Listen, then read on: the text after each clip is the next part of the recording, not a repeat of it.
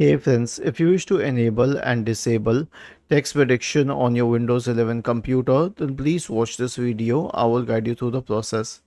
It's not very difficult. Here's what you have to do. Search for text suggestions in the Windows search bar and go to multilingual text suggestions. Okay. So there is an option here which says show text suggestions when typing on physical keyboard. It is not available in every language, but it is definitely available in English USA. So you can turn this on and it will start showing text suggestions for English USA or any other supported language.